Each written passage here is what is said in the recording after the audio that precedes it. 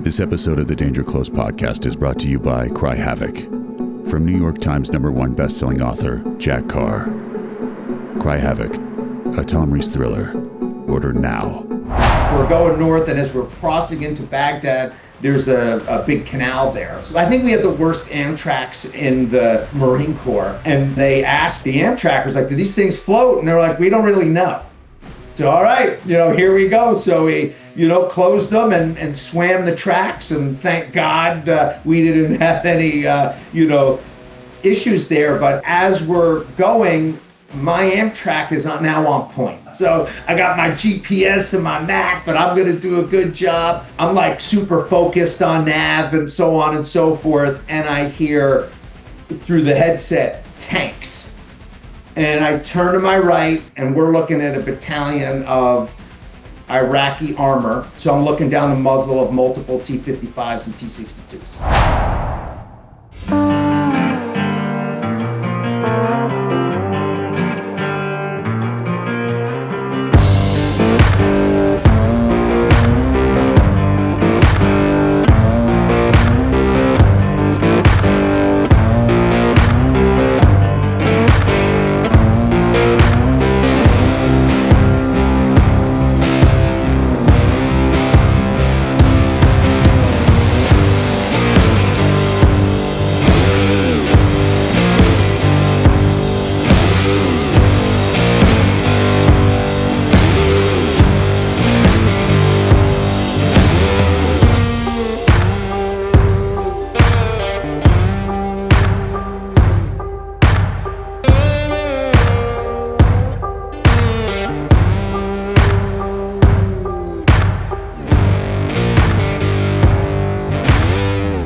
Let's dive into what was your path into the Marine Corps? I mean, we have been dear friends ever since we met up in not Frankfurt, but what was our base called? Stuttgart, outside in Stuttgart, Germany, in 2007. Is that I have my date right? Yeah, it was 07, 18 years ago. That's we're creeping up on 20 years. All by in a blink. That's crazy. Oh man, we've almost known each other for 20 years. We were in the job together. And you were the first person who introduced me to kettlebells. Because on that trip, you had a 35 and a 55. And I was like, what is that thing? And you're like, oh, no, there's Mark Twight and CrossFit, and you got to do your kettlebells. And then, it went from there. But that trip was my introduction from you to this, that was very cutting edge. At the time, and and you got way into it like you do with everything, and maybe we got a little too overboard into it. In fact, would that be an overstep to say that? Lord hates a half stepper. Oh man! Well, guess what's not in my room on this trip? Kettlebells. Yeah, exactly. I'll get back to him. But right now there's too many projects in the works. But what was that path into the Marine Corps for you? I forget. I know we must have hit on this before, but I guess I don't know if you always knew you were going to serve or if that was something that developed along the way. I'm just trying to give you a thoughtful answer, and in some ways, I think I was it was my calling, but then in others, it was completely accidental. And so, so for example, just like so many of us, loved, some people I don't know, some people like motorcycles, some people are in a car, some people are in sports. I loved military and guns and just all things since I was I don't know, 3 or whatever, and in fact, sometimes your parents sing to you to go to sleep. Well, the only song my dad knew was the Marines hymn. So I made my mom learn it when I was 3 years old. And then in first grade, my teacher told my mom I had psychological problems because all the drawings and stuff were military. And my mom kept this little book. It was called Guns by Billy Birdzell. And I had the M67 versus a pineapple and an M60 and da-da-da. And then anyway, and then I remember in the Gulf War, I think I was in 6th grade, and I was like, oh, that's the F-117, and this is the Abrams, but knew all this stuff, I'm 12 years old. But then, in college, I thought I'd, do finance and be in that world, but I am the worst person anyone has ever met at getting a job at a big company. Like, Really? yeah, like some things make sense to me and other things don't. And like that whole process of the recruiting and campus stuff, they're like, I don't know, it didn't process with me that how to do all of that. So I didn't get any jobs for my junior summer when I was in college. You intern anywhere? No, I went to Marine Corps Officer Candidate School. That was what I did the summer of my junior year, but it was because I was completely inept at getting the job I thought I wanted to have. That I was like, oh my God, I need to do something. And so my friend Phil, who you've met, who's in the FBI now, he was like, well, why don't you just go to Officer Candidate School this summer? It's not even binding. Like you can go graduate. You don't actually have to go into the military, which is sort of unique in the Marine Corps. And I said, that sounds like an awesome idea. So I signed up and went and and had a magic moment when I was there. And I really remember it. I was in a classroom and we're wearing the green shirts with your name, with everybody's name stenciled on the back of it, and there was like an energy in the room. And I was like, all right, this is where I belong right now. So signed up and was commissioned in '01, and I was it just turned out to be in New York on 9/11, and then off to the basic officer course in Quantico, and then the infantry officer course, and then immediately deployed to Iraq and met my platoon en route to Baghdad. Wow, I did know that part, but I guess I didn't really realize the timeline before. So you make your decision before September 11th. You're going into the Marine Corps, and then what are you doing Yeah. on September 11th? So there's approximately six officer like basic officer courses in Quantico each year. But all of us graduate in May, so everybody's commissioned as a second lieutenant. But the Naval Academy graduates go first, so they report in June and July, and then ROTC gets to go in September. And then if you're a summer person like me, we often can't start till November, which is the first class of the next fiscal year. So, but we can't get paid unless we do something. So it's very common for the Marine Corps to send us to work in like local recruiting offices. So the recruiting office I got assigned to was at 120 Broadway, which was across the street from the World Trade Center. And so I got out of the 6 train, which is the green, subway at Rector Street at 9 a.m. on Wednesday, September 7th, Thursday, September 8th, and then on Tuesday, September the 11th, '01, just by like a miracle, I had to go to the headquarters, which was in a separate location, in order to do like the direct deposit forms and some like HR type of stuff. And yeah, saw the towers burning, and then we were down there shortly thereafter, and yeah, that was my 5th day of active duty. How have we known each other for almost 20 years and I've never heard that story before? I had no idea that you were right there. That's insane. So what did you do? What are your memories of that day then? I've seen the burning towers. What was happening in your head? Oh my, was really just processing it. So I remember being on the White Stone Bridge and calling my dad and saying Osama bin Laden had just attacked the World Trade Center. And so in that moment, it was crystal clear who the threat was, and how far they had escalated from the the embassy bombings in '98, the Cole in 2000, and the other attacks, including the World Trade Center in '93. But it was crystal clear what I was going to be doing for the next time. And then there was this other sort of surreal moment is, we had government vehicles, and we were in the military. So we were able to get down there to empty our office. And it was funny. I never thought of it this way until just this moment in talking to you. But the gunnies, the gunnery sergeants who worked there, they had fought in the Gulf War. And so we were taking all the computers and all the stuff out of our office and loading him into vans. And then we had a temporary office in the USS Intrepid. And so we were transitioning from an office to a storied aircraft carrier. At literally like, on the 12th or the 13th.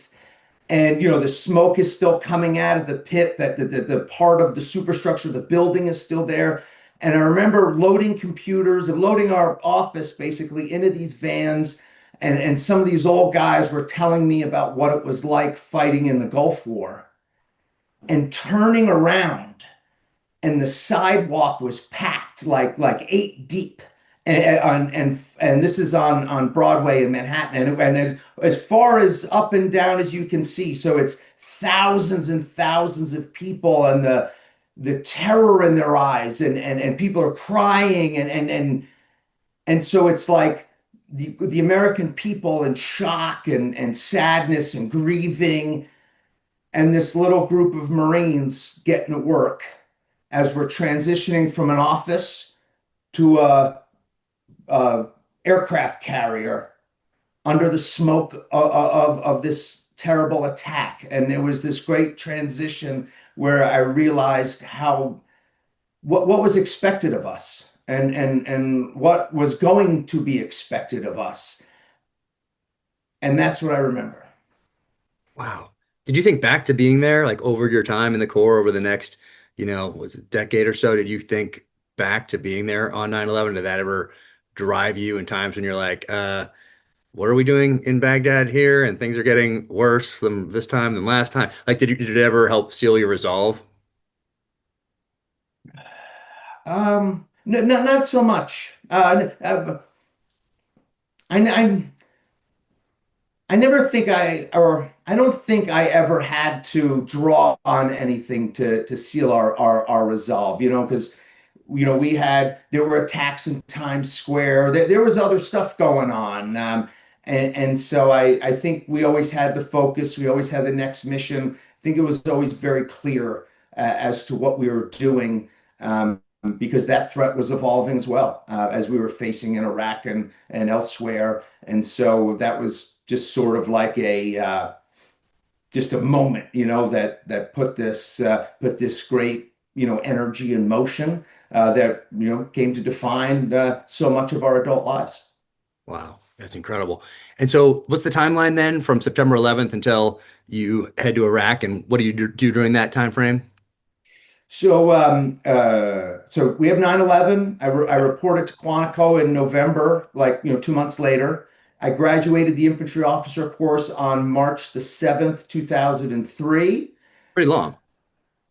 Yeah, well, my foot broke while I was in the infantry officer course, so that I had to recycle and get strong again. So, which was actually a blessing, and it's one of those things.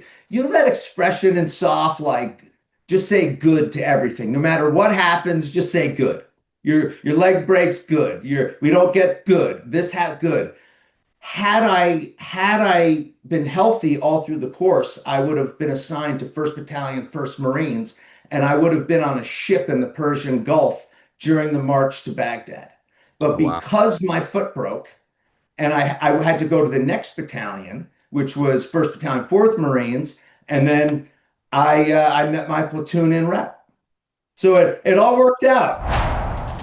It's Jack Carr checking in to talk about the SIG Cross rifle, and absolutely love this thing, 7.62x51. And I didn't know how I'd like a stock like this. I'd never used a stock like this before, but I absolutely loved it right from the beginning.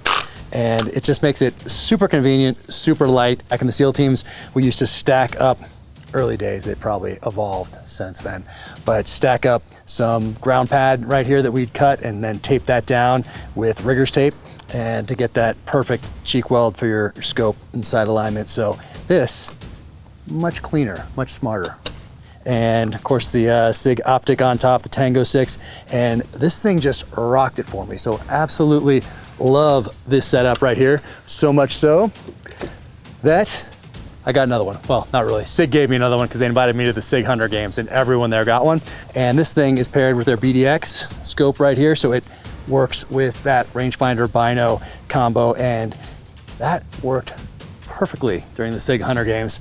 Got second, I know, wasn't first, but at least we beat the other team that had a bunch of snipers on there. So was very happy with second place in that case.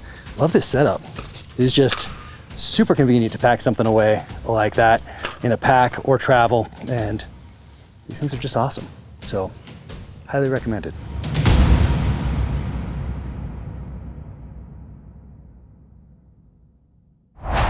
Man, and so I did know this part. I knew that you met your guys en route because I remember talking to you about it years ago. And I was like, wait, what? You didn't do any workup with them? You didn't know the guys? You didn't go through any training, SOPs? Like they're just off you go. Here's your slot. You're going to Baghdad. Good luck.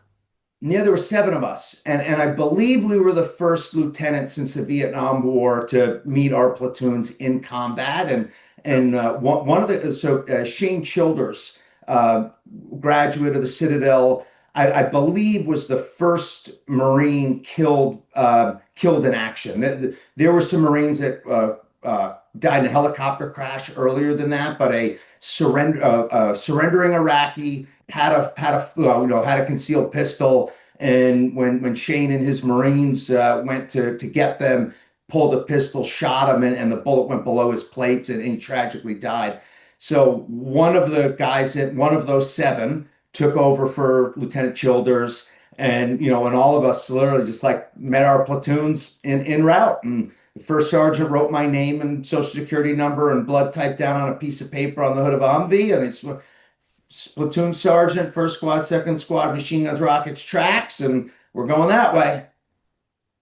Wow. Yeah, I'd never been in an Amtrak before. So you get in and you're like, talk to me on this one, and you talk to the boss on that one, and we got into a firefight, and I didn't know anybody's name. I knew like a few people's names.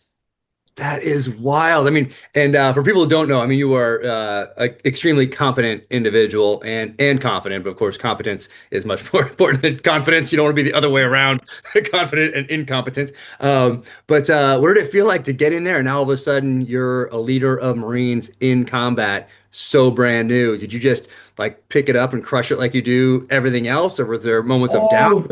What was that like? No, it was not. It was not rainbows and unicorns. There was some. There was some. There was absolutely a bunch of friction, and it was one of just the most important learning experiences I've ever had in my life. And so I think about that all the time. Of all those NCOs and those young faces, because there were 53 of us in the platoon, 51 Marines, 2 Navy corpsmen, and 6 of us were older than 20.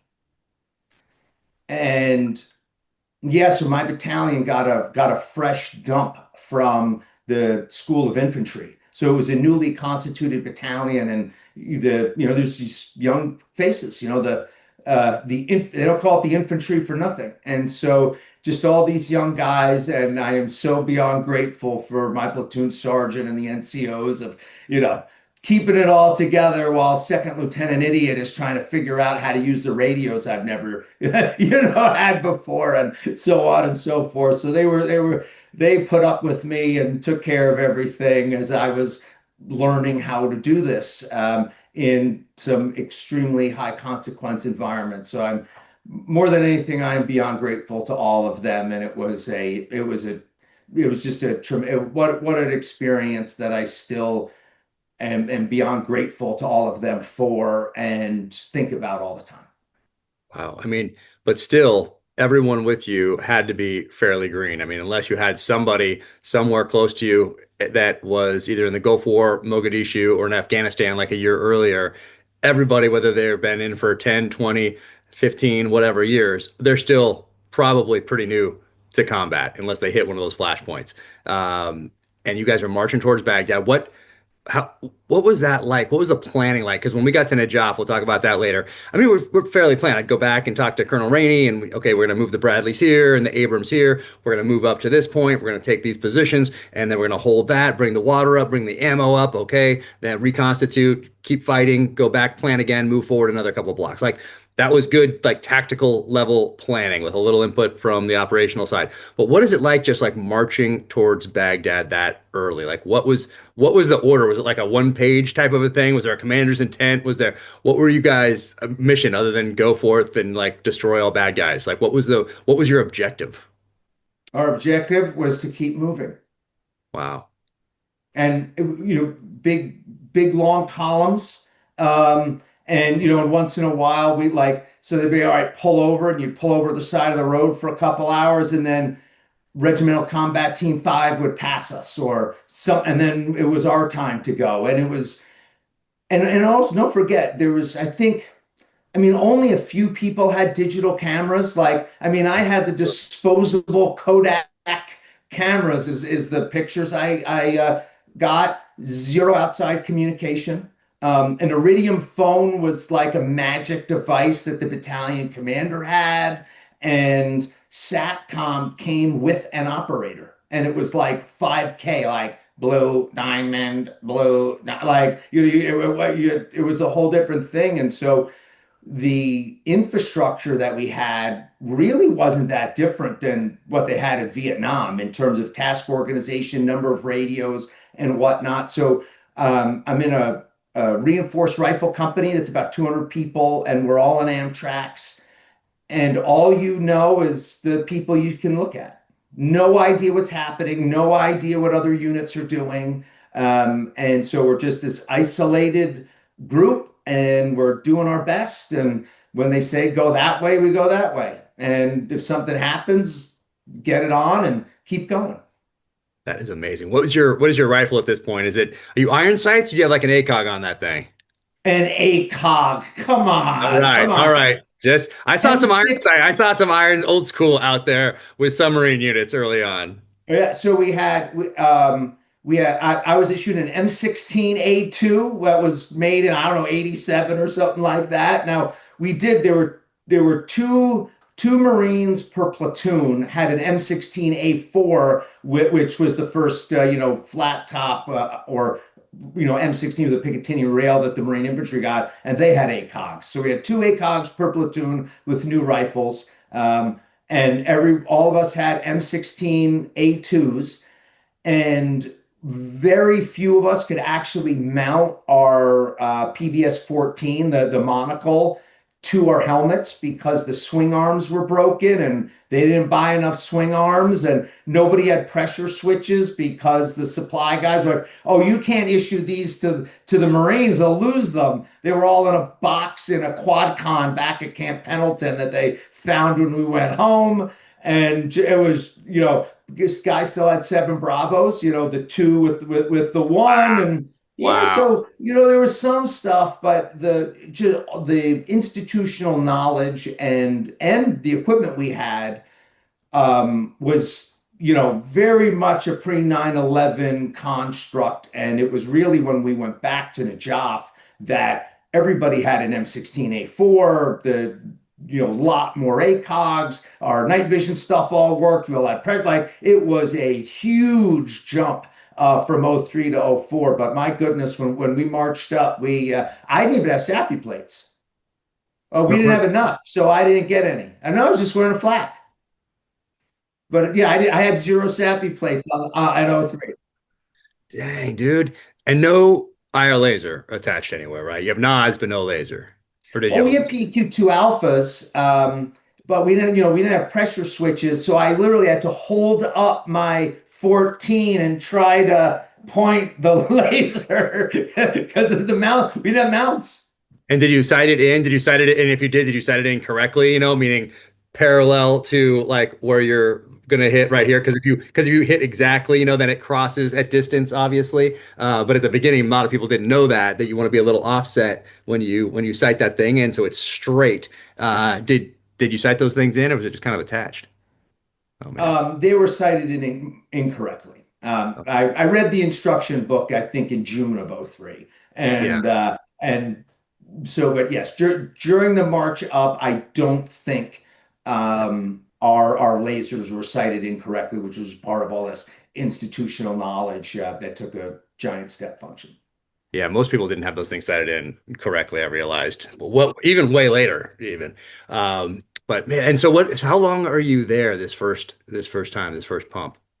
We got home in September, so we marched to Baghdad, and we were in the eastern side of the city in what's now called Sadr City. Then it was called Saddam City, and we ended up in a cigarette factory talking about cigarettes, and we were there for a bit, and then we then my battalion took over Babel province. So the battalion headquarters was in Al Hilla, which is like due south of Baghdad. My company ended up doing security in the ancient ruins of Babylon for about a month, which was where General Mattis's headquarters were, which was still all intense. And then one of the rifle companies was in Iskandaria, Mahmoudiya, Latakia, which is that southern part of the Sunni Triangle, where in the summer of '03 it started picking up. No IEDs yet, driving around in Humvees with no doors on them. We didn't know what the word IED was, but RPGs and a little bit of contact up in that area, and that became a real hotbed of violence at that time. Oh no, that's not true. There were some IEDs Not what it that became. were going off, but it was like Yeah. it was a little more like roadside bomb. It wasn't so much of post the spring of '04 when it really took off. But yeah, like our battalion XO drove around Hilla in a car with a cell phone and a pistol. Like there was just I yeah, it was a totally different thing. It's almost hard to believe that we were getting hugged and people were so happy and all this stuff when Saddam was gone, and how the administration basically just did everything wrong, and it collapsed thereafter, and it became what we all remember of Iraq. But I remember rolling into Baghdad and cheering, and it was funny. We went out. My platoon did a patrol in Amtrak's, and we thought we were gonna like sneak around the city, and it was like Mardi Gras. I mean, it was like the whole city was out there celebrating the fall of Saddam, and yeah, there was no sneaking anything. And that, of course, all devolved in the fall of '03, and then really it was April of '04 when those Blackwater guys were killed and hung from the bridge is what really kicked off the insurgency. But that was a full year later, though. That was one complete year later that all came to be. But yeah, we were doing presence patrols and doing our best in the to provide, because the my battalion commander was the military governor of Babel province. That, like, we were the police, and you had some activity, but it was really quiet. It was in hindsight, it was this transitional period before it all melted down. Before we snatched defeat from the jaws of victory. Hmm. Crazy. Crazy. What are your memories of that? Like marching towards Baghdad, were there pockets of resistance? Was it like people set up? Was the Iraqi army still like intact, ready to fight, or were they running? Or what was that like? And what was your sense of it? Did you have any idea what was going on? Or was it just like, hey, we're just gonna do this and we're gonna crush what we come across and keep moving? But what was it like? Were they running, or were they fighting, or what was it like? Um, in the first couple weeks, the contact was heavier. So before I got there, they shot a lot more rounds than after I got there. With some pretty pitched battles, like Nasiriyah was a fight, and that run from Nasiriyah to Numaniyah was probably the heaviest contact that my unit was in, and I can't speak to what other Marines were doing, but at least for RCT-1, I believe that was the most intense combat, the most intense fighting. But in terms of the Iraqi military running, we were marching north, and then we participated in like the first amphibious assault since Incheon in Korea. So we're going north, and as we're crossing into Baghdad, there's a big canal there. And so we had the worst, I think we had the worst Amtraks in the Marine Corps.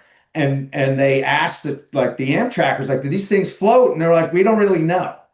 So, all right, here we go. So we, closed them and swam the tracks. And thank God we didn't have any, issues there. But so my company swims this river / canal, get to the other side.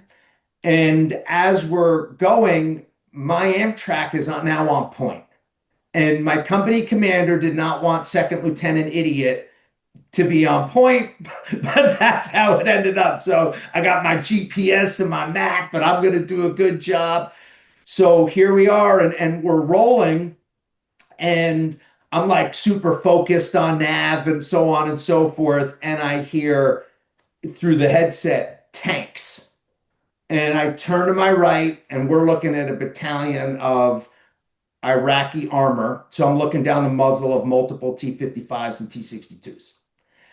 And so the turret on my Amtrak swings, and then the staff sergeant started laying in with a 50 cal, and I started shooting it with my M16A2, and we drop ramps, and the Marines get out, and then the rest of the company then we starts trying flanks them as they dismount and push through, and like we get there and no one's in there, but like it was out of a movie. Like the coffee is boiling, and there's like still fires going, and everything's hot, and just there's no people. We then push up, and we some people, 3 guys with AKs showed up in a pickup truck, and which was not the right force mix to take on a reinforced platoon. It happens. And so we set in there that night. Next morning, we drive north, and as we're going into Baghdad, and we're like crossing this proper bridge into what was then called Saddam City, now called Sadr City, we were in a proper complex ambush. So they're on both sides of the road. They waited till the whole company was like in the kill zone, RPGs in the front, RPGs in the back. And then my RPG ended up getting hit with my Amtrak ended up getting hit with an RPG, but it hit right on the corner. So the bow plane ate part of it, but if that guy would have shot that RPG, 1,000 later, it would have hit the gas tanks. And so we got so lucky, like so lucky that that one, we got away with that one. But nevertheless, complex ambush, and we were really in it. We get to the far side of the river and engaging them.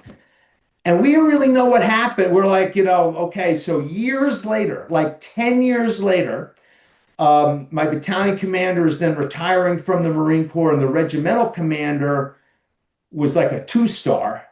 And so some of us who were platoon commanders saw him and were like, we all thought we were going to die. Like we thought like, we're going to go get lit up by tanks. Like we're done. And the who was then a general was like, oh, no. We had it all on SIGINT that they got scared. They thought your tanks could float. So they all ran away. And he's like, oh, we had air stacked up and we had everything ready for you. Like, oh no, it was no problem. And we were like, you think someone could have told us that? Because we all were like, we're going to die. Like, here we go. Like, we're doing a human wave attack against an armored battalion. And so, but, those little things that don't make its way down. But an example of that was, I don't know if they were Republican Guard, but that was a proper Iraqi armor unit that could have decimated us. And they ran away, engaged us the next day, but nevertheless, they were on the run. I think once we turned the corner at New Manaya, and the army was doing their thing. Obviously, the army had some pretty big fight at Biop and elsewhere, but at least for us, they were pretty much on the run by then. Wow, man, that is crazy. And then you get home. So you get home in the fall.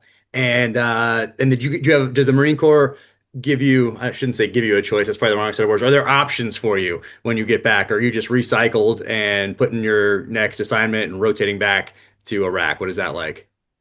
Yeah, we just rotated back. So virtually, because the unit was so young, when they deployed, virtually all of us recycled, and just got ready. And we didn't know we were going back to Iraq. We got assigned to the 11th MEU, the Marine Expeditionary Unit. So we thought that we were going to do like be the Marine Corps force in readiness and drive around the Pacific as a option for the president for all of the contingencies that might occur outside of Iraq and Afghanistan. And so that was a regular MEU workup. And then that April, the Al Qaeda bombed the train in Spain. So the Spanish pulled out of what was called Multinational Force Iraq, MNFI, which was there was Poles and Bulgarians, and there was militaries from all parts of the world there. The Spanish left, and so we, as we deployed and sailed out of 32nd Street Navy Base in San Diego, they were like, "You got to get there." So the Navy went ahead flank, and we got, I think it was about 38 days, and then we rolled north and took over that battle space, which is why we were in Najaf, which was probably also a blessing in disguise, as given what unfolded there, it was far better that we were there than another military. For over 22 years, Bravo Company has been trusted by professionals who go into harm's way. Because failure is not an option. Built to the highest standards, BCM rifles are made for those who demand reliability, precision, and grit. No gimmicks, no shortcuts, just tools forged for the fight.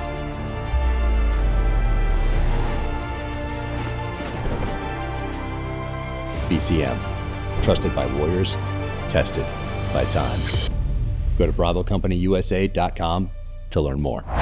So how long are you in Iraq then? Like 3 months or so before Najaf kicks off? No.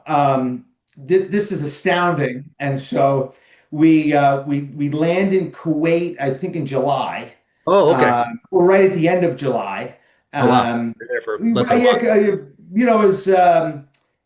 We didn't sail until after, and I might have the date wrong as to the Al Qaeda bombing in Spain or whatever, but it took us over a month to sail there. We end up in Kuwait. We would get all the stuff ashore, which takes a little bit of time. Drive north. We do a 2-week RIP, or relief in place, with the Army unit that was there. And I believe it was the first day that we were in control of that battle space that one of the other lieutenants in what's called a CAT platoon, the Army would call it a scout platoon, but it's, Humvees with tow missiles and then a mix of 50 cal and Mark 19s, drove through the red zone. So while we were doing our left seat, right seat, relief in place, the Army was like, "Oh, we don't go down there. We don't go down there." Well, the lieutenant who was the commander of that CAT platoon, incredible Marine. He was like, "Yeah, I'm not into a red zone." So he took a right and drove into the red zone, got into a firefight, and that kicked off the Battle of Najaf. And I am like 99% sure that was our first day. Wow. Okay. And then what are your memories then of Najaf? Because we're there at the same time. We didn't know each other then, but what are your memories of Najaf? That was hot. It was hot. It was so hot.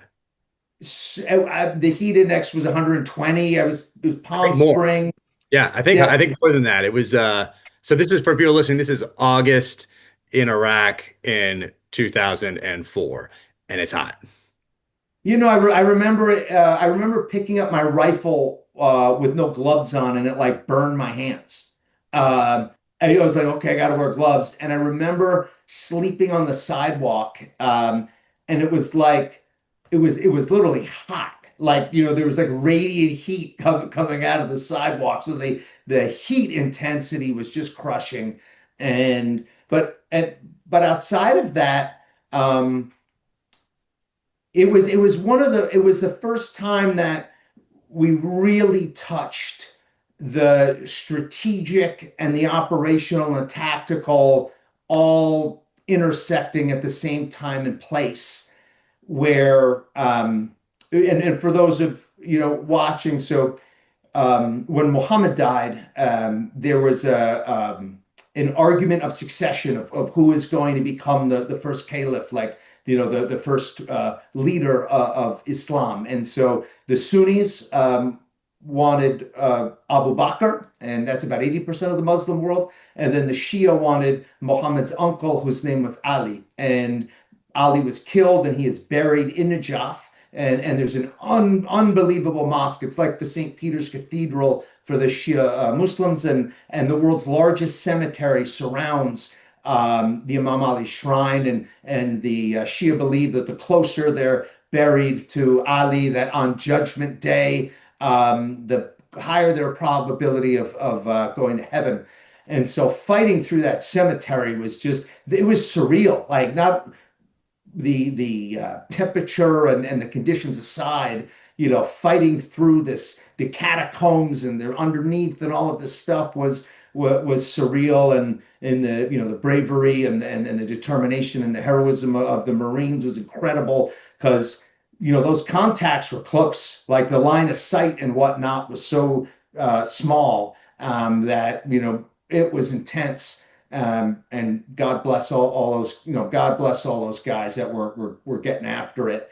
But also too, very, very quickly. And I don't know, it may have been on like the first or second day that we were really fighting down there, before the army arrived and before all of you showed up, that we had Marines get killed because a off-site commander. So we were a reinforced infantry battalion, so a lieutenant colonel was in charge, but the MU commander that was off-site would not approve indirect fire against a positively identified enemy.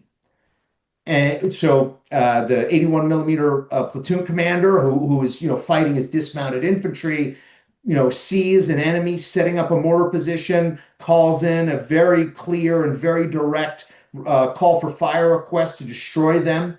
And the MU commander said, "I can't see them on the Predator." No. That unit fired, and it killed Marines.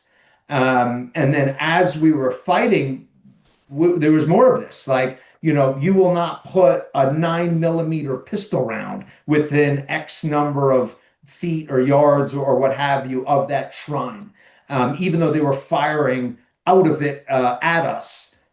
And so it was quite an education in terms of restrictions of our use of force to defend ourselves, for either oh, I can't see him on the Predator, which is like a trust issue, and so on, all of those frustrations. But then also too, like the Secretary of Defense getting directly involved in what's going where, and so on and so forth. And it just then it just tied back to what we came up on and reading about Vietnam, and why can't we do this and why can't we do that, because somebody very far away, X, Y, and Z, and political constraints. And so that was in our face immediately.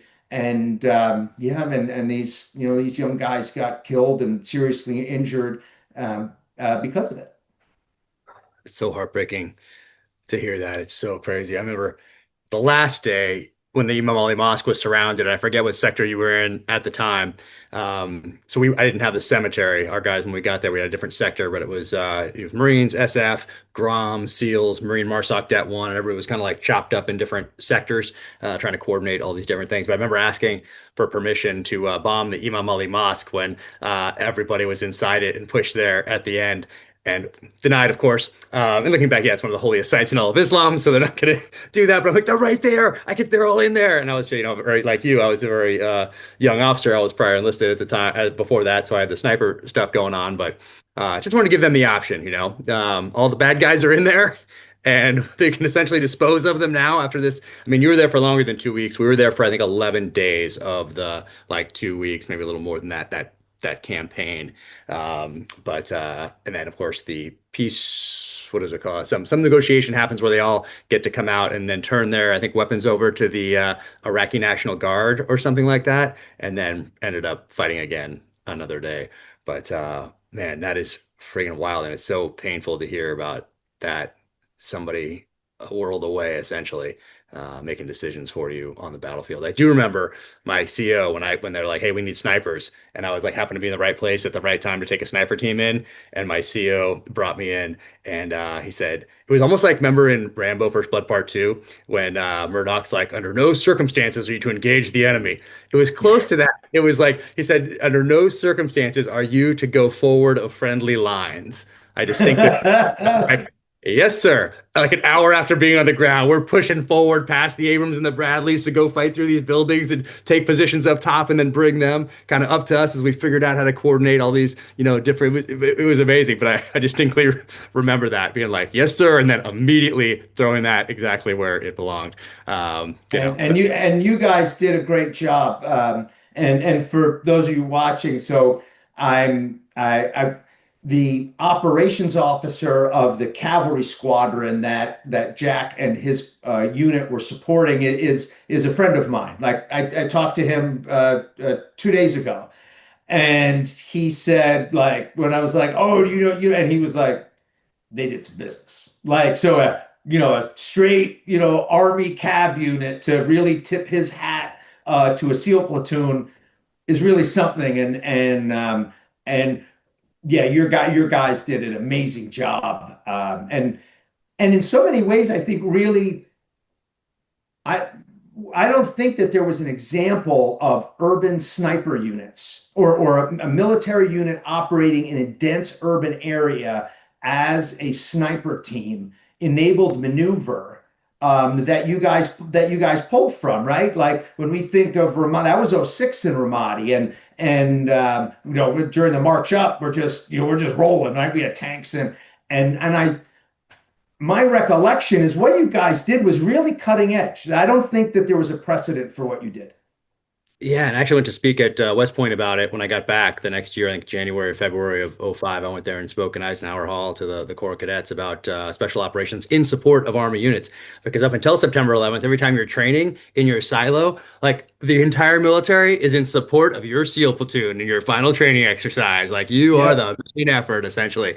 And of course, after September 11th, that's not what it was like. And there were some snipers things going around Baghdad, but not sustained combat operations day, night, in support of conventional units. And so I just walked in there to Colonel Rainey and 27 Cav CO and said, "Hey, here's our capabilities. How can we help? How can we help you guys?" And so that was an amazing relationship the whole time. Him, his senior enlisted, and we just did the best we could. But it was I think it was one of the first times where Special Operations Forces were 100% in support of conventional units for that long of a duration. That was all combat with no breaks. So I don't know of another thing before that really was that model. And then I think afterward in Fallujah and other places that happened again. But as far as I know, we just kind of figured it out on the fly. So gotta adapt. Gotta be adaptable. But that was one of my memories of that time frame. That was a highlight. Then working for the agency, that was another highlight. But those are the two big ones that I go back on that are foundationally today help inform the novels. But man, that was crazy. So what else do you remember from Najaf? I mean, I remember they were communicating through those speakers that they had all over the city, and so I'm not sure if we're supposed to do it or not, but perhaps some of those went away with some shots from 50 cals. Man, that was just a crazy time. When you think back on that couple weeks that you were there and those sustained combat operations? I mean, out in the field the whole time. What do you think about?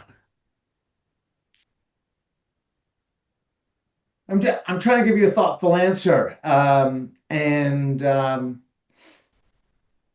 course, the Marines were fantastic, as they always are and always have been, and dealt with the hardship and the all of the elements and everything necessary. And when it was time to go, put their flesh against steel, that they were on it. And that last push into the old city where we took what was the northeast corner of the old city. That's a frontal assault. Like, we're going up what was then a dirt road, with and then there was berms on either side of it with wires running down it that you could see, and they pushed. And I remember the company commanders, briefing their units, because it was Alpha Company, Charlie Company that pushed up in there, and those company commanders, and looking at their Marines, and I believe we all expected to have a lot more casualties than we did. And that spirit and that magic courage, that all those young men have, to go push, thinking like, hey, somebody, you know what I mean, and they did it anyway, and did it magnificently, and pushed and did their job, and that's always stayed with me.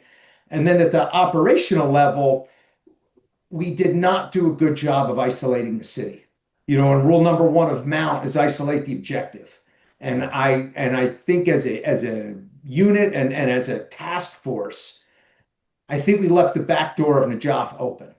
That whole area, which was west of the city, was not, I don't think, was tied in as well as it should have been, as we should have like really isolated that, which may very well have required a lot more people.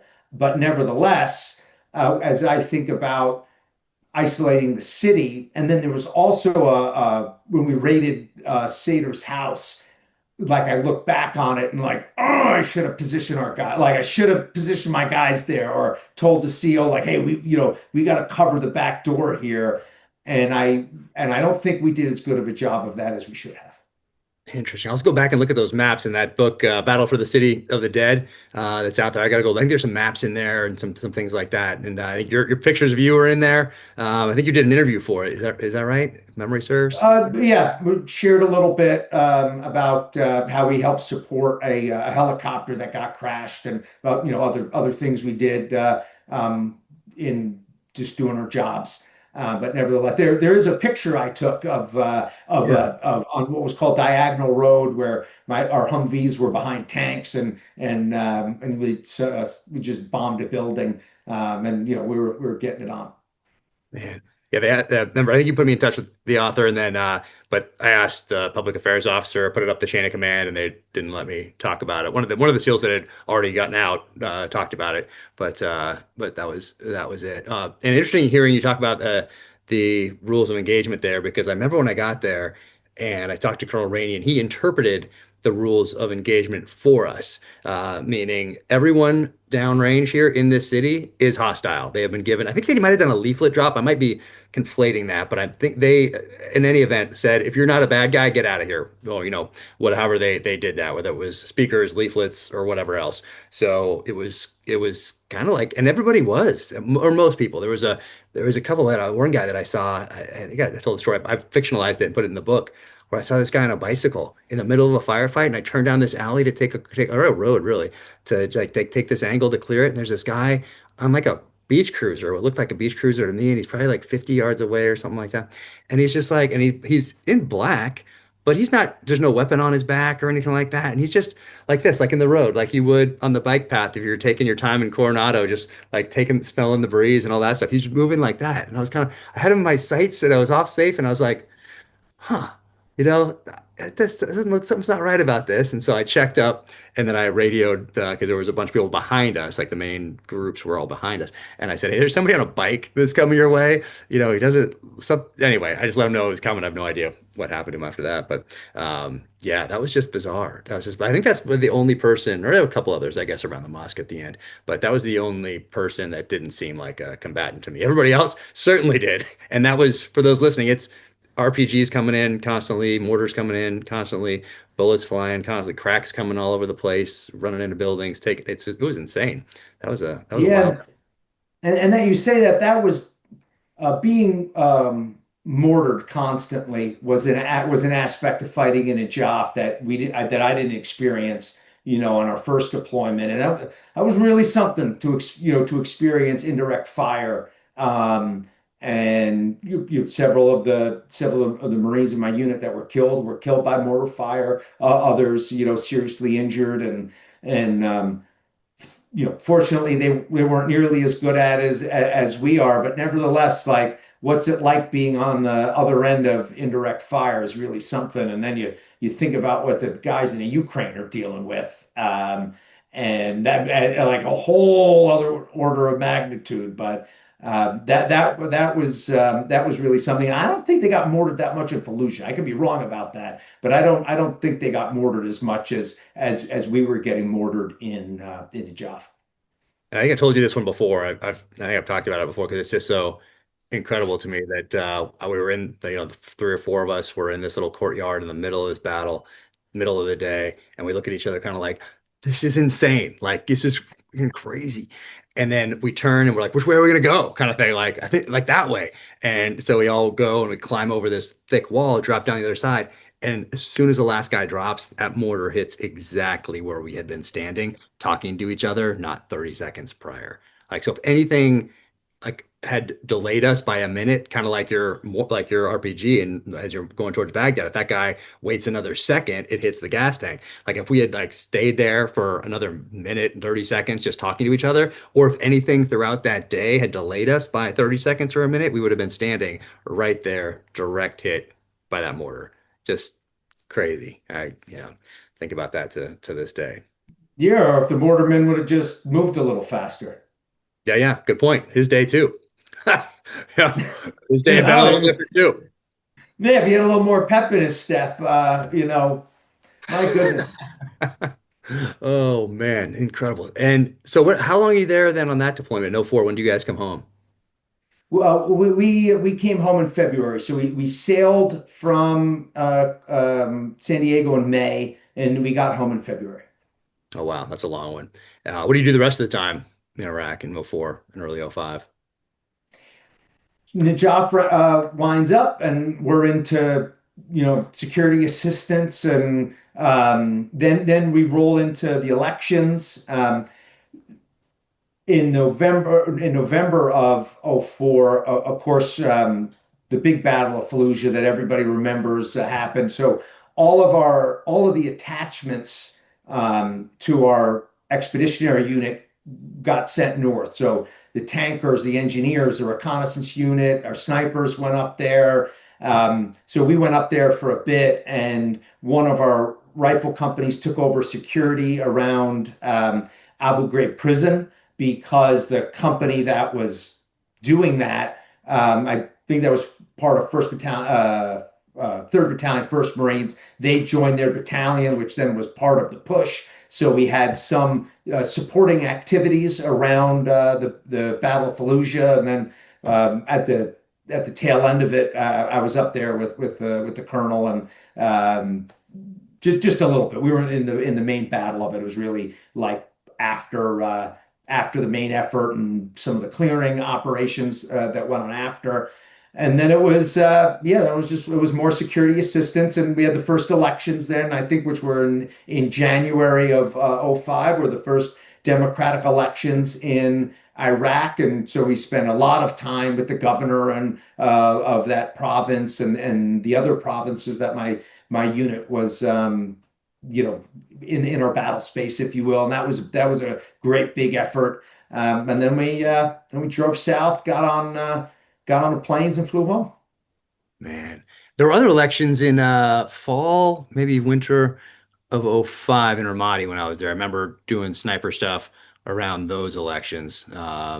But so when you get back from this one, do you do another deployment or do you go right into French language school? What does it look like when you get back So I get back in February '05 and wasn't sure what I wanted to do either in the military or in life. So looked at a few options and then found out that the Marine Corps was starting its first special operations unit, and said, whatever Wall Street can wait. So, it'll still be there. And to be part of a new organization inside, a great big enterprise, it's so rare that anybody ever gets to do something like that. So, raised my hand and headed out to Camp Lejeune and got to be part of the establishment of MARSOC and, going through one of the first training pipelines and going on, one of the early deployments and being part of this whole new world was fantastic. And it was by far like my favorite part of my Marine Corps experience was being in a special operations unit and what I got to do in special operations really revealed like what I was really good at and consequently informed what I do now. And that was, worth everything. Man, and so for those listening, there was MARSOC Det 1. Marines were not really a part of special operations up until after September 11th, really. SOCOM, I should say. Because every Marine a rifleman, I think there was something along those lines, probably some budgetary. What's really interesting? This is fascinating. So, so we had the Nichols-Goldwater Act of 1986, which created all like CENTCOM, PACOM, SOUTHCOM. That was all created in '86, and the modern role of the chairman of the Joint Chiefs of Staff that was created with that. And then SOCOM was created with the Cohen-Nunn Amendment in 1987. Prior to that, there was no such thing as SOCOM. The special operations were just units inside of the services. And a lot of this was in response to failures in Grenada, where like literally radios didn't work together and so on and so forth. And the whole concept of jointness and the joint force came out of this great big reform of '86, which was really the biggest reform in the military since the National Security Act of 1947 and '49. But nevertheless, one of the COAs for SOCOM was to make the Marine Corps SOCOM. Was to what? And it was the Marine Corps was going to be SOCOM. Oh, wow. I didn't know that. Because the Marine Corps is fully integrated. We have the Army is the Army is not legally allowed to own fixed wing aircraft. They're none, zero. That's for the Air Force. When they split off the Army Air Corps and created the Air Force, the Army is only allowed to buy helicopters. And so, but the Marine Corps, we have the full spectrum of aviation, and this is all written in like Title 10 and Wakangra, all this kind of stuff. So we have the full spectrum of aviation, which is cargo planes, fighter planes, helicopters, all the stuff. The full spectrum of supporting arms and all the logistics infrastructure, as well as our own bases. So it was within the in the discussion to just attach SF and the SEALs and whatever into the Marine Corps and just make that SOCOM as the parent command. And the Marine Corps turned it down. And I don't know which, I think it was General Gray said absolutely not. And that's when we went from the MU to the MUSOC. We are Special Operations Capable, which is obviously a nonsensical term because you're either in SOCOM and get MFP 11 money, or you're not. Like that's it. So, but it was, but one of those like strategic decisions, if you will, of like what would have been had the Marine Corps leadership had a different take on what we do and how we fit in and how things would evolve. But Kodak invented the digital camera, so you can't hold anything against them. They made the best decisions they could with the information that they had. But as we've seen SOCOM evolve, it's like, it's unbelievable. I don't think anyone thought that SOCOM would become what it is. Yeah, like my Xerox machine, my Xerox copy machine type thing.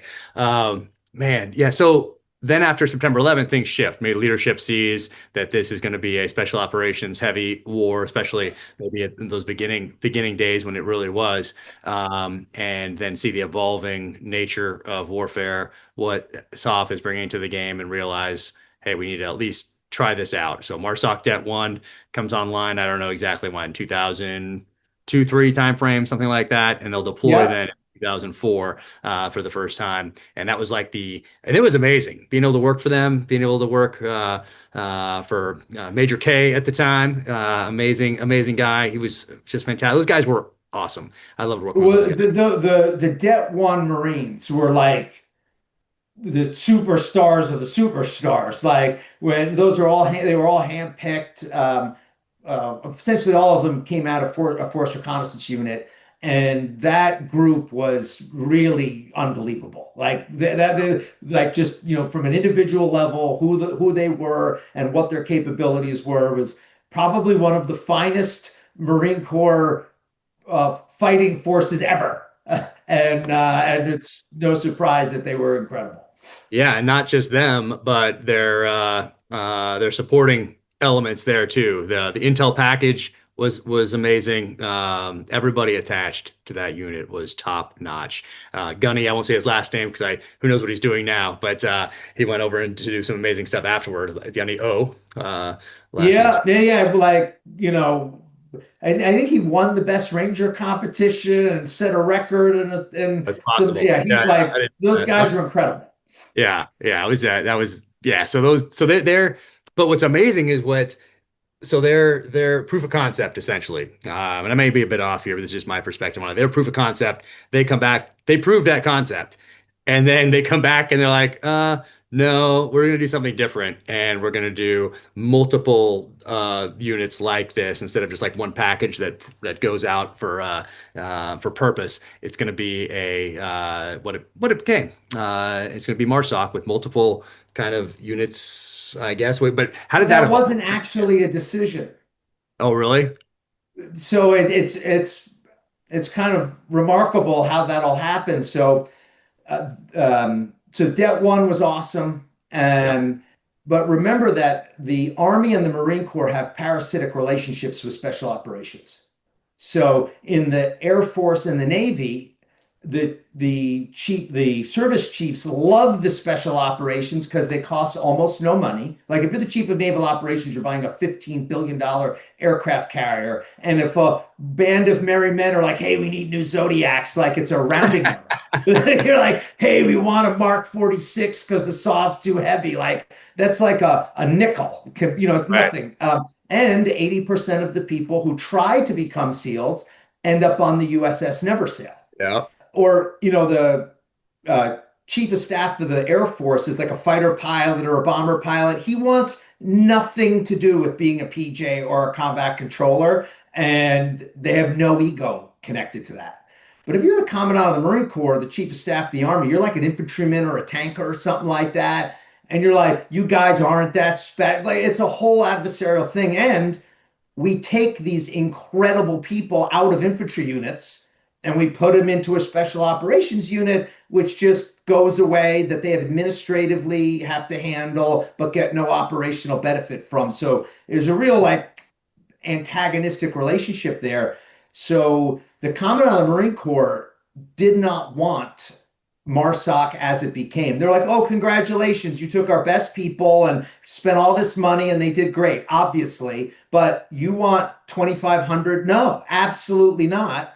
And then Admiral Brown, who was the commander of SOCOM at the time, didn't want it either. And I'm not sure why he didn't. And so they were slow rolling Rumsfeld.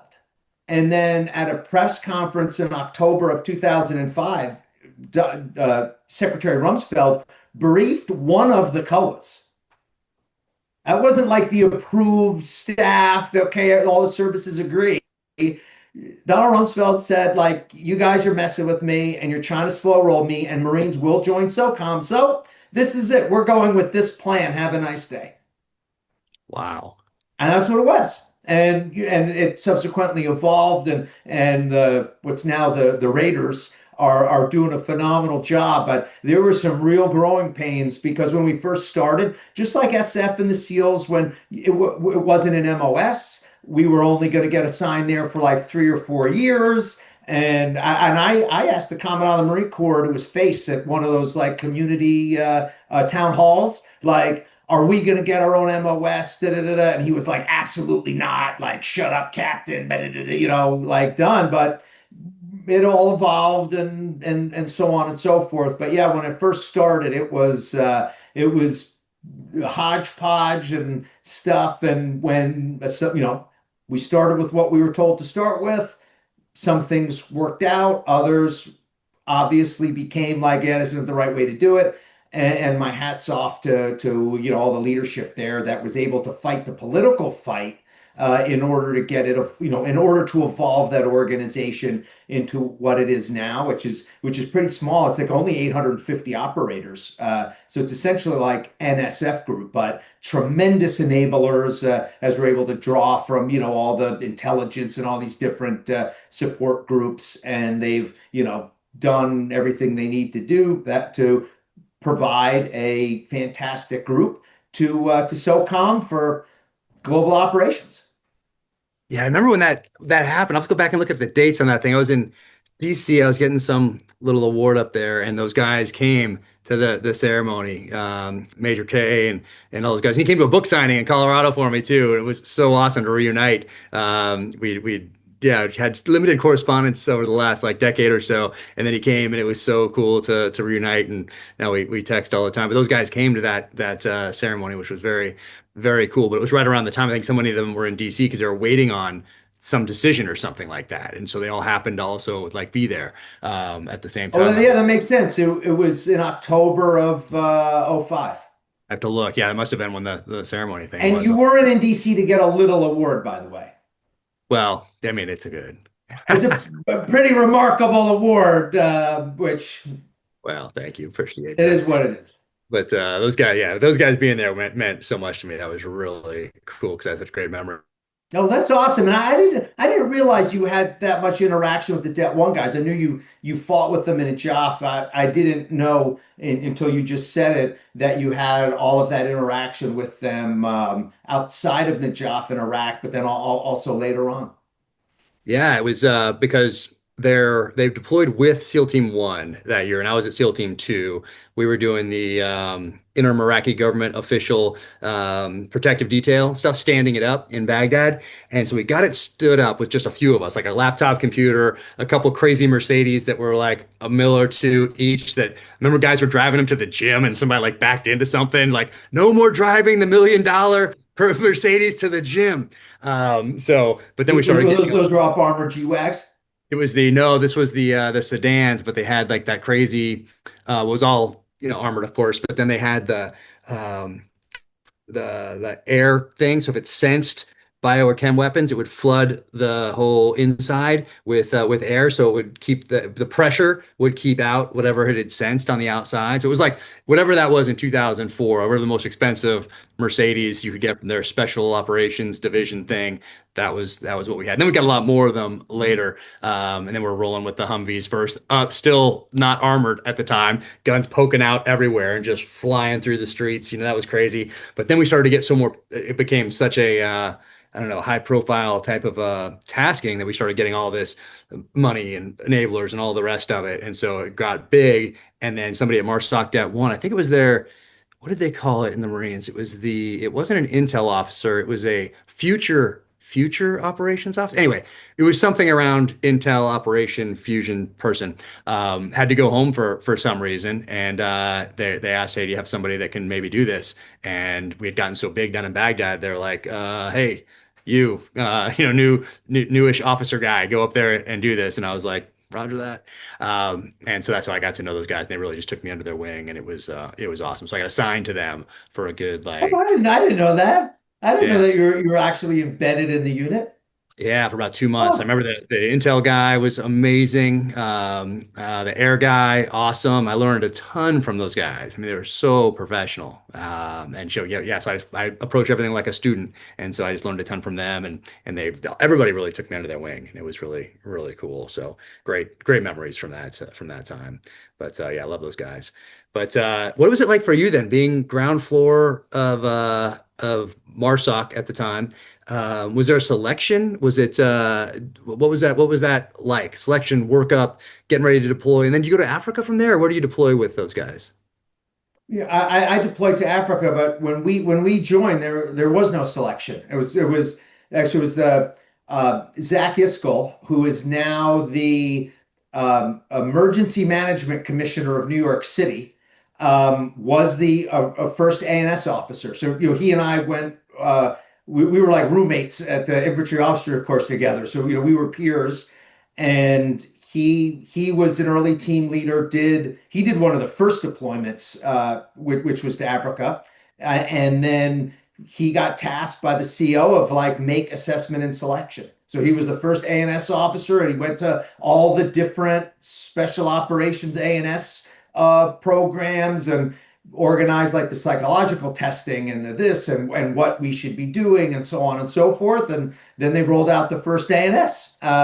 And so, yeah, the first group or couple groups of us, we had a training program which has now evolved into the MARSOC operator course. But yeah, it was we got assigned there, did our best, learned. Obviously, there was some attrition of like weeding that out, but nevertheless, it was Zach Iskel's the one that led the charge on designing ANS.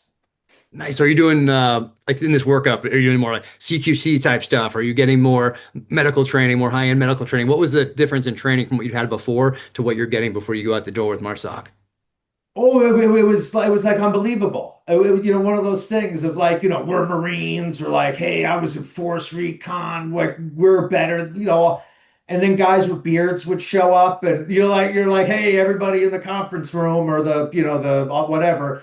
And then guys in beards would shut the door and be like, all right, well, this is what it really is, and this is this, and this is that, and no, none of you have ever done this before, and you're like, whoa, you know what I mean? So there was this like great eye opening of like, God bless you, you can run fast, and you can do this, and you can do that, but SOCOM is allowed to do certain things that other people aren't, and now you're in SOCOM. So who's the first one to do X, Y, Z? And so I remember the firsts, like. For example, a couple of the guys went and did the weapons section of the 18 Bravo course. And the commander of Yusufik went down to the range and kicked them out. Like the general showed up and was like, you, and you, get off of my range. What? Oh, yeah. Oh, yeah. And there's a big fight about our mission as to whether or not we would have in the MARSOC mission to do unconventional warfare. And the Army won that. So the Green Berets are the only unit that are, selected, equipped, trained to do unconventional warfare. Although there's no reason we can't do that as well. But nevertheless, like, there was all these like inter service kind of things. And it was so cool, like the first guy to do this or the first guy to go to this like special course and so on and so forth. And it was so neat, hearing back from them. And then just the adventure of like doing a JSET and understanding the difference between doing a deployment under Title 22, which is a State Department laws and whatnot, as opposed to being on Title 10. And one of our early units that got deployed, they had information that went into the president's daily brief, and it went up the chain for them to go from being a training, more or less a training mission, to becoming combat advisors. And that was like, wow. So all these kinds of things, all of these firsts, which was just so cool and neat to be a part of. And then, when my team deployed and we did a deployment to Kenya, which was helping them do the very first selection and the first part of the first training course for what has become Kenyan Special Operations, and the different things that we did and so on and so forth, and being part of this SOCOM community where we're here with a ODA from third group, or we're sending guys overseas and they're working for a SEAL that's working for a Green Beret who's the just sort of commander or what have you, and that whole experience was fantastic. Man, that's wild. So, doctrine wise, UW, unconventional warfare, that's very strange, because I would have thought that your primary mission sets, and people that don't know, they'll say irregular warfare, unconventional warfare, conflate the terms. No one really knows anymore, but that's fine. People in the military do, I would guess. But if I was to guess what you guys were doing, I would say that you had this mission set that include direct action, special reconnaissance, unconventional warfare, FID, foreign internal defense, and probably something else in there that I can't remember right now. But there's also special reconnaissance. Yeah, direct action, special reconnaissance, unconventional warfare, foreign internal defense, and probably something else is what I would guess. Then the counter-terrorist, counter-proliferation missions were never on the table for us. Those are different. The big fight was over UW. But nevertheless, so funny because it's just FID flipped on its head. You know what I mean? I mean, that is a strange thing to be fighting over, especially if they're giving you a FID mission for internal defense.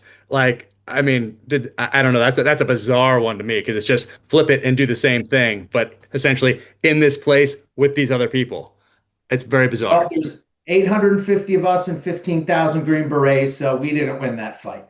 But the DASR FID part was a ongoing cultural fight within MARSOC, as the original construct of the operators, if you will, was we had what was called the Foreign Military Training Unit, which is where I was assigned, that became the Special Operations Advisor Group, that eventually became 3rd Raider Battalion. But the idea was, and then 1st and 2nd Force Reconnaissance became 1st and 2nd MSOB.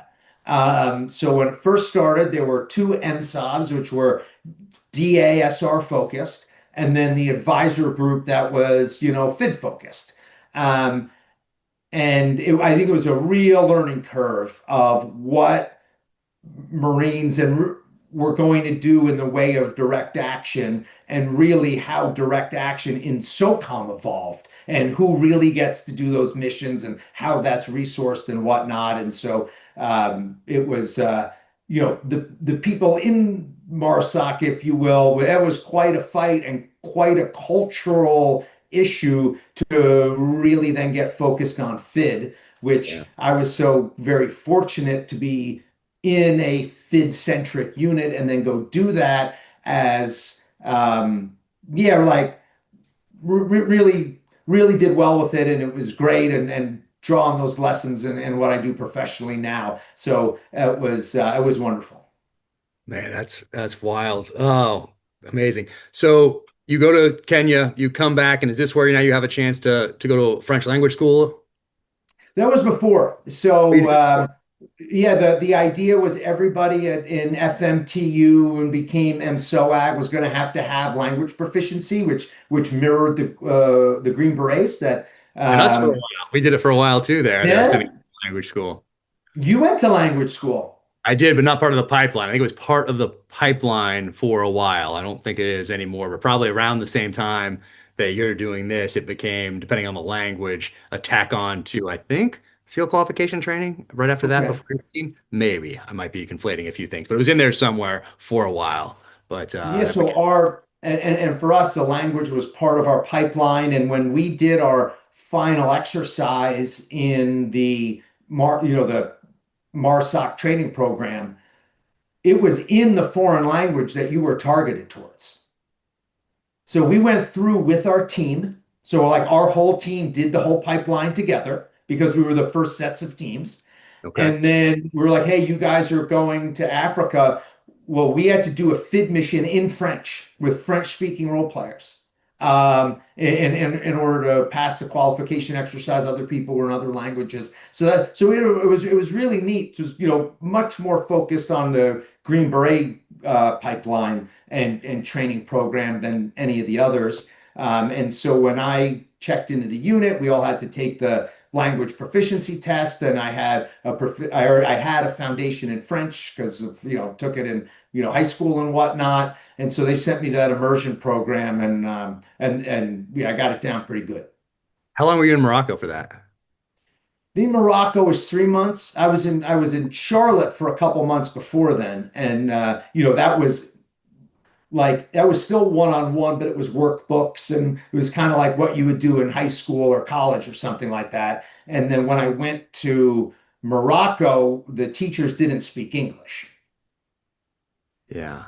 And the family I was with didn't speak English, and so yeah, I had to get up the curve in a hurry if I wanted to eat anything.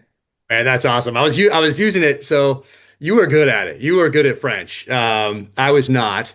I did go to Defense Language Institute before we met, and I graduated with, is it the two plus? Because they want you to graduate with all twos. I think it's on a scale of 1 to 5, or it was, as far as fluency. And like two is kind of what they wanted you to come in, you wanted to leave with. And so I had that 1 plus, which made me very proud. Made me a tiny bit above average in leaving. I probably forgot most everything that I learned there. It would have been amazing to go to an immersion program. It wasn't available on the Navy side of the house. But we did go to then Stuttgart, because I'm going to this staff job, which ended up just being 9 months because I couldn't stand being on a staff. And I was ready to go back to the agency where I just worked a little bit the year prior. And so that would have gotten me right back in the fight. Gosh, I remember before we met being there, just being in Stuttgart and like walking around that base and being like, how is everyone here like happy to be here? I'm like, what is like special operators? I could not fit in with those people over there, because that was the place to be in 1944, 1945. That's so true. God, 2007, especially when you're coming right out of Ramadi and then Baghdad and then doing the CIA mission there in Baghdad, like, and then get sent to Germany where everybody's going to like wine tastings and like looking at the castle walls in some city or whatever every weekend with their family. Like, no, that was not happening. I had to get out of there. But while I was there, there weren't many Jack cars in the Stuttgart headquarters there. There were not a lot of Jack cars there.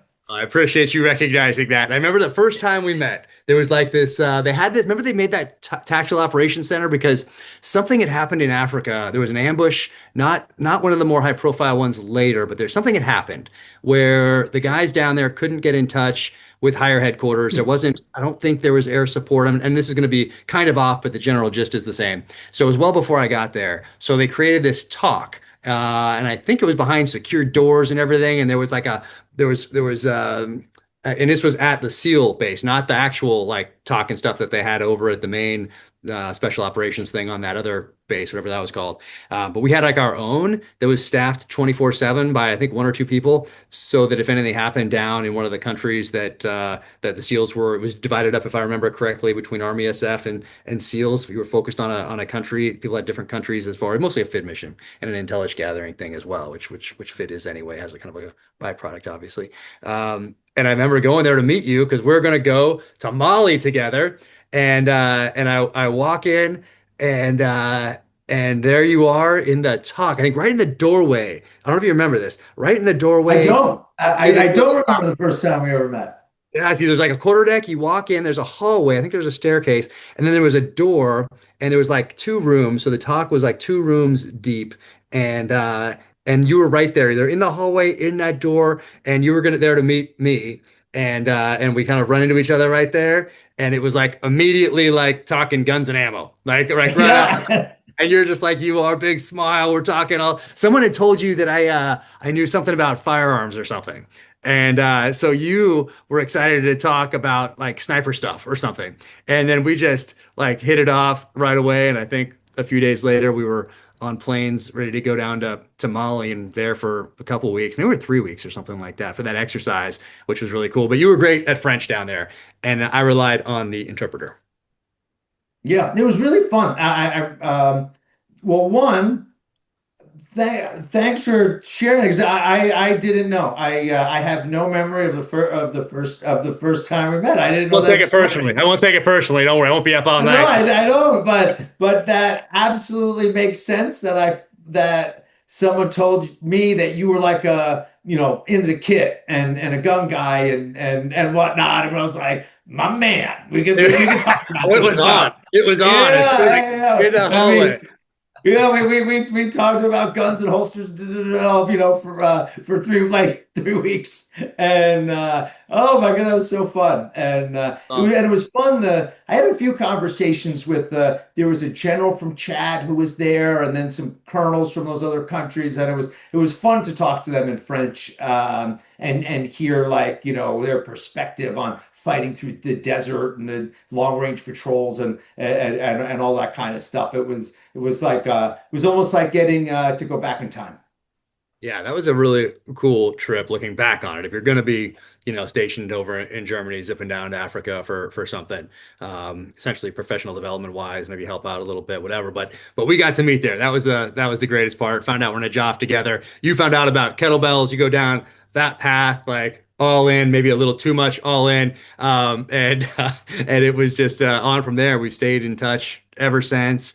And then I forget when you get back from that. When do you decide to get out? I got out in September 2009. September 2009. Okay, so I have two more deployments to go. But You went to the PI. Did the PI and then back to Iraq in 11. But we're in touch this whole time. We're seeing each other, when we can. Yeah, because we were at the Charlotte event together in 2010. Because I thought it was where did I think it was? And I said I'm going to be close to you. Oh yeah, because I got out, I went back to school, and I was in Charlottesville, and then there was an event in Charlotte, and you're like, dude, I'm from Coronado. Why would I know the difference between those two? Because I remember you saying, "Oh, how long did it take you to get here?" And I was like 4.5 hours, and you were like, "What are you talking about?" I was like, Yeah. I live in Charlottesville, and this is Charlotte. That was fantastic. I remember we stayed up almost all night until our planes left one of those nights, until my plane left. Yeah, we sure did. All night for some reason. Like talking after hitting the bars and everything. We came back to that hotel, and I remember in like the little lobby area talking like until our planes were leaving. And you've always been like a student of warfare as long as I have known you. And I don't know if that was if you were intentionally like that before, or where you intentionally, like, you've always had this curiosity. You've always had this curiosity about everything, whether it was a kettlebell, warfare, whatever you want to do. You are so curious about it, and you ask so many questions, and you go so deep on all of these things. It's something I really admire about you, and other than being just amazing person and dear friend. But when did you realize hey, I need to study this? Or did you ever? Or is it just you to go deep into everything? Or was there a time when you're like, you know what, I need to if I'm going to do this, or even when I get out, to open up maybe some other options, I'm going to do a deep dive into the study of warfare, of terrorism, of counterterrorism, of insurgencies, of counterinsurgencies, drawing lessons, applying those going forward. Like, where did that all come from? Did it evolve over time, or was it just a natural thing because of your curiosity? So always super interested in guns and military. It was when I got home from officer candidate school, so my senior year of college. I remember thinking to myself that I am going to have to fight in the Middle East. We had the bombing of the USS Cole and just whatever. I just had this sense that I was going to have to fight there. And I want to know as much as I can and do the best job that I possibly can. And so I took Middle Eastern studies, my senior year. And I remember telling my professor, who was quite, well renowned in that field, at least then, like, I want to write my final paper on terrorism. and he told me not to. So I wrote it on the origins of Islam. But nevertheless, like I remember going to the library and like reading like just stuff about the military. Um, and then, then when I'm in the service, it's super tactical. Like, I'm like learning how to write operations orders and the combined arms maneuver and how you coordinate the airplanes with the artillery, with the machine guns, with the tank, all that kind of stuff. But I think it was really when I got back from my first deployment to Iraq, that I said, all right, like I'm going to become good at shooting because the Marine Corps standard marksmanship program is not enabling us to be successful in, CQB or, much closer, faster engagement. So bought my first gun and USPSA and 3-gun and all that kind of stuff.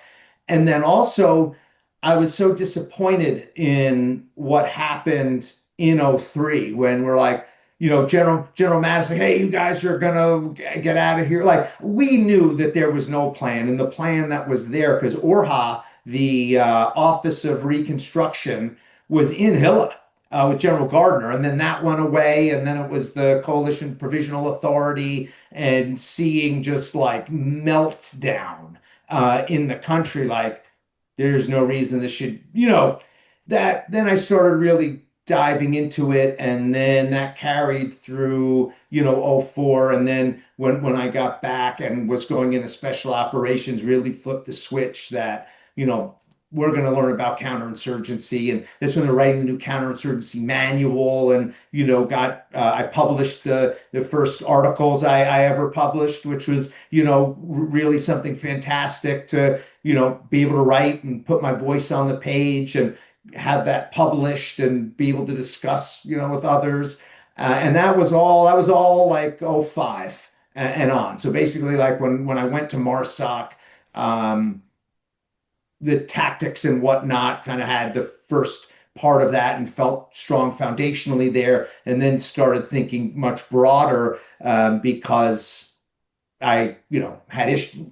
There was a lot of things I didn't agree with, or like, how are we not doing this better? And how can I contribute to not just being tactically effective, but have a broader understanding and, in whatever way I could have an opinion, in order to influence whatever it is that I may or have been able to influence. Yeah, there was a whole group of younger officers and enlisted that were part of this. I don't know what you call it, kind of like a new wave of warfighter that was noticing those things that you were. We had the Small Wars Journal in there. That's from, let's say, I don't know when I became aware of it, probably 2005, maybe time frame. I might be off. Things might be conflating, but I kept reading that and everything I could find up through 2000, let's say 13, 14 time frame. But I mean, you were part of that. I mean, you were inquisitive, you were curious, you were asking questions, you were coming up with theory solutions, like or potential solutions, I should say. But you were part of that group that's talking, that's sharing information, that wants to do better for their guys, and hopefully when they get into these positions where they have can have some strategic influence, or even operational influence, they can do it better than was done for them. Because imagine if you had made the same type of tactical mistake that was made strategically by people we're trusting to make those decisions, like debathification or disbanding the Iraqi army. And I'm sure there's some that I'm forgetting here, but like those big ones made by people we're trusting down here, where you're holding your M4, M16, A4, whatever you're rocking. But imagine making that kind of a tactical error. You would be for sure sent home, fired, probably court-martialed for making that kind of a blunder that those guys made strategically. They're trusting us. Assuming we survived. Yes, exactly. I mean, that The third one was the alienating the sheikhs. Alienating the tribal chiefs in Al Anbar was like disbanding the army, debathification, and then alienating the sheikhs were like the three cardinal sins that Paul Bremer and company committed. And we basically paddled upstream, making up for his idiocy. And I mean, I hate to, it's hard to even think about. those three decisions in particular. But he wore suits with combat boots, right? Is that was the one that his thing? Didn't he wear the desert combat boots with his suit? He did. He did. And one's outfit does not impact one's decision making. So yeah, it was a disaster. Who would have thought? Who would have thought? But you're part of that generation. I mean, we're part of that generation, but you did such a deep dive into that, and it influenced you even outside of the military. So you're out, you're doing a few other jobs, but you start studying at Georgetown. And was it called the National? What was it called? National Strategic Studies Program, National Security Studies Program, something along those lines. Yeah, And SSP, the Strategic Studies Program. which would have been amazing. Those are the ones like I wish I could have. Hopkins are there. I am, I didn't finish it, which is like I'm one of gonna the bring that up great. because I have this email. I was actually gonna pull it up right here from one of your professors there, from Bruce Hoffman. So I have his emails. We've been going back and forth because I was in DC a couple weeks ago filming a documentary on terrorism, and one of the people that I interviewed is Bruce Hoffman. And I was so busy that I didn't really have a chance to go through his background before, but I'm like, I know this name. I feel like I have his books on my shelf, like something like that. And then we meet and I'm like, he looks familiar. I swear I've seen him speak somewhere, all of that. And then start talking to him a little bit. And I said, oh, okay. I think you might remember a buddy of mine who was a student of yours. And he's like, oh, who's that? He's kind of like, who's that? Like, he's not going to remember, right? And because he's been there for so long, incredible guy, great thinker. And I'm like, oh, Billy Birdzell. And he's like, Billy. And he was like, it was so cool to see him light up, remember you immediately, and say that you were, I mean, he remembers like a couple students. And you are the best student he ever had. And that's why I'm looking, because he told me then, and then he also told me again. Yeah, here you go. Also pleased to hear about Billy. Great guy, my favorite and best student. Please convey my warmest regards to him. So, I mean, that was really, really cool to hear that. And I can just picture you in his class asking questions, making him think, making other professors think through your questions. I can picture it in my head right now. And I remember at the time we were talking about it, and I was like, I think you should finish, because it was only like you had like a semester left, right? I was one of those things. I went to the program thinking I was getting ready to work in government in a particular way. Mhm. And that then closed. And so I was like, well, if I'm not going to do that, and then perhaps I should just close all of this. And the irony of it was pursuing that other role, which it was very interesting because one of my professors ran that. And I was trying to, and he was like, that's not for you. He was like, I got it, whatever. That's not for you. Like, it's not what you think it is. And you can do a lot more in a different role than you can ever do in that role. And the magic of Georgetown for me was that, like, by pursuing something that I, wanted to do, or I got really introduced to what I was best at. But some part of like that, not getting into that and whatever, I was just like, threw the baby out with the bathwater, so to speak. So it was a very emotional decision, and one of these like, okay, my life has to go in a totally different direction now type of decision. But I'm like, I don't have many regrets, but I absolutely positively regret not finishing that. It bugs me all the time that I didn't finish it. So sorry to bring it up. Kills me that I didn't finish, but oh my goodness, it was. And while I was a student, I published in Armed Forces Journal, Proceedings, Time, Foreign Policy 3 times, as well as some other stuff, and just so much all came together. It was just this magical experience where I studied Arabic from 8 a.m. to noon every day, then was in the books, and then had classes in the evening, and published a lot, and just the the whole balance of the political, strategic, operational, tactical, and especially as it pertained to insurgency, counterinsurgency, terrorism, irregular warfare, really gelled for me in a very special way. And it was by far like the definitive educational experience of my life.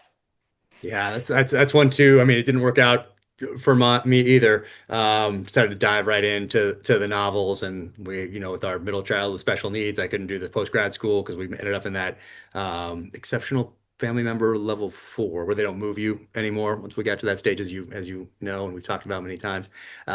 So I couldn't go down that path. And then when we started down and I got into that program where you came, we talked about it so much in the past, but I dove right in and gave everything to the novels, and went down that path, which was my calling. So I listened to it, but I just love learning about all those things like you did. I love talking to you, reading your articles, discussing all these things with you, reading books, talking about what you're reading, what I'm reading, building our libraries, that are very similar at the same time. And that was just, I mean, what a special time. But yeah, Georgetown, Johns Hopkins, maybe St. Andrews, or even a King's College or something along those lines would have been just right up my alley at that time, when I could have gone in the military to a post grad type of a program for a couple of years, like they do once you get to like 04 or whatever. But not to be. That's all right. That's all right. And I know I gotta let you go soon, but we got to go to Africa a couple of years ago. You called me out of the blue, like maybe a month notice, maybe. And you're like, hey, I'm going to go over and do this anti-poaching thing. I was over there, I don't know, the year before, 6 months before, whenever you had going back. Do you want to go with me? And I was like, oh, absolutely. Let's go. This next book, the one I'm writing right now, and a little bit of Savage Son, third book, has an overlap. And I'm like, gotta do it. So you and I got to go over there, got to go to South Africa. You set it all up. We went over and just really helped. It was more like pistols, rifles, some basics. But I learned so much from those guys. The tracking thing they took us through, just getting to talk to them, talking to the PHs about the landscape, what's going on over there. That was invaluable. And some of it, because I was editing True Believer at the time, so some of that made it in there, and then a lot of it made it into Savage Son. But it was awesome getting to do that with you, have another adventure together. And I think you've done that a few times now, right? Yeah, so now we have a nonprofit. So we take some of the money from our business and put it in a nonprofit so that we can really control it. Because in those first times we went, you get told stuff, and this way we can really make sure that we control everything, and everything that we do is compliant and all squared away. And the most kind of amazing kind of arc of that is we're going over and using these skills that we learned to do some good. And the group that we supported in South Africa also has property in Mozambique, which was attacked by ISIS Mozambique in April, and they had hostages and people were killed. And so as it's evolving, is we're doing our best to support the unit in Mozambique in similar ways that we supported them in South Africa. But that Georgetown education of connecting the tactical with the strategic just got me thinking and looking. And so who would have known that we have a national strategy to combat wildlife trafficking? And there is a federal law called the End Wildlife Trafficking Act. And so I've engaged with the ambassador, and he is legally obligated to execute national strategy in support of U.S. foreign policy. And there's some real challenges about supporting some of the government-backed organizations. But he told me, he said, Billy, nobody has ever come into my office and told me like law, national security strategy. And in South Africa, 98% of the locations and more than half the rhino are on private land, and that they're doing all these things. And so we're doing our best to get resources from government programs that would have otherwise gone to organizations I don't think are very effective, but also try to build a bridge to DOD or whomever else to get information and to share information so that they can like roll up the higher level traffickers that drive it all. as well as try to get an understanding of, where some of the pockets are, such as in Mozambique, where it's like super dense, and you've been there. And, the USG does not lack assets of figuring out like, hey, they're here, here, and here. Well, the local police aren't going out there, but the groups we support will, and you're going to have a public-private partnership, if you will. So, we're making our way, and it's it's always so hard to go from small to big, right? Like little group with a few people engaging with the embassy, trying to engage with like AFRICOM. But I think that's something as special operators we do well, as our little team is, we're stuck in a parking lot without the Air Force and, the Army, or whomever else. And I think we do a very good job of interagency and, doing our piece of the puzzle, but knowing how to support and be supported by, great big organizations. Yeah, man, it's amazing what you're doing. And that place I went in Mozambique, that was the place that was attacked, and that's what where I did the research for True Believer. Interestingly enough, in 2020, early here in 2025, we're over there filming True Believer in South Africa, but up in Limpopo province, so closer to Mozambique, and we're recreating that exact place for James Reese from the novels, filming. And then that place where I actually went in Mozambique to do that research got attacked. And I mean, crazy how all these things kind of connect and coincide and all that. So just insanity. But man, appreciate all you're doing. And what are you doing now work wise? Give me a one, like for people that are kind of listening to this, that are in the military, that are thinking about finance, or as you say, finance. I love how what is it? Give me that one, by the way. The finance versus finance. Over or under 100 million. Nice. That's awesome. Awesome. So Yeah. what I do now is like special operations advisory work, but it's equity and debt instead of bullets and bombs. So instead of being the special operator with the colonel or a general in a foreign country and helping them think about force design and tactics and then bringing in certain resources to help them get done what we get done. We work with founders and families that own businesses. Our expertise is like on the essential services, or what you could call like trucks with logos on the door. So paving and plumbing and HVAC and sewer cleaning and pool cleaning and tree cutting, all those kinds of skilled trades.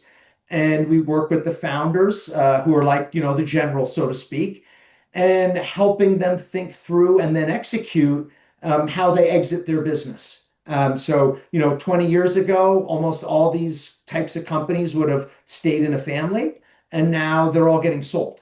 And so how we help them think through the total value of it, which is different than how much profit it makes, and helping them design growth strategies, within the context of competition, and is just insurgency. And then we put all the materials together and execute, which is like just running an operation, so to speak. So it's and this is mergers and acquisitions, and which is part of investment banking. But there's just this for me, it was like a one-to-one fit over how it all works and how to think about it, and how do we think about how you can grow a small or a relatively small or mid-sized company against competition from its peers, but also some pretty big companies, and like what you focus on, how do you do it, how do you thread that needle in order to create value for investors, and just like we have all different sorts of direct and indirect fire weapons. Equity and debt are kind of the two buckets, but there's all different types, and you could put them together differently, and that's like structuring it, and it's just like combined arms. Amazing. And I got to let you go, but man, thank you so much for taking this time. It is so great to catch up. We got to do it in person again soon, whether you're in Park City or I'm out there in the LA area, and just miss you. But best to the family, and thank you for all that you have done for this country. That is incredible. And your story, there's so many other people signed up in the wake of 9/11, went downrange, got handed that early model M16 and said, go forth and do good things. And man, really appreciate all that you put into everything that you do, but mostly for your friendship, and sincerely appreciate that, brother. Oh, you're the best. You're the best, and I'm so proud of you and excited for you, of what you've done, what you're doing, and what is to be. And as I think about, different people and who've touched my life and where that's gone, I wouldn't do anything in conservation if we weren't friends and introductions that you made for me. And there's a few other things too, which was like, hey, Jack Carr made a connection. Jack Carr encouraged me in a certain direction, and you've been such an incredible positive influence on my entire post Marine Corps life. I'm so indebted to you and grateful for you and your friendship and all your insights. And I can't wait to see what you do next. Oh man, you're the best. Thanks, brother. Appreciate everything. And hopefully I'll see you soon. Give you a big hug. I can't wait. See you soon. Awesome. Take care, brother. This episode of the Danger Close podcast is brought to you by Cry Havoc. From New York Times #1 best-selling author, Jack Carr.